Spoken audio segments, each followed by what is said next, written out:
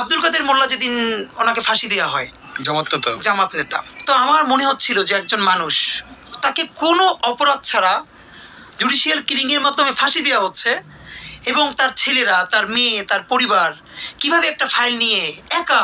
তো পরের দিন ওনাকে যখন ফাঁসি দেওয়া হলো, এবং পরে জানলাম ওনার ঢাকার বাসাও হামলা করা হলো, এবং ওনার বাচ্চাদেরকেও সেটা দেখতে দেওয়া হলো না। আমি জানি না ভাইয়া কি হয়েছে আমি আমার বাসায় গড়াগড়ি করে চিৎকার করে কাঁদতেছিলাম। আমি কোনোদিন আব্দুল কাদের মোল্লাকে দেখি নাই, যে আমাদের কোনো বড় নেতা তো দূরের কথা, শিবিরের কোনো বড় মানুষের সাথে আমার কোনোদিন আলাপ হয় নাই, শুধু আমার ডিপার্টমেন্টে যারা করতো তাদের সাথে।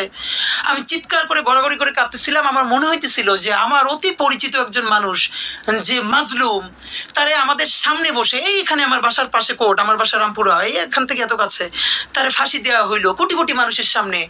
আমরা দেখতেছি, কিন্তু কেউ কিছু বলতে পারতেছে না।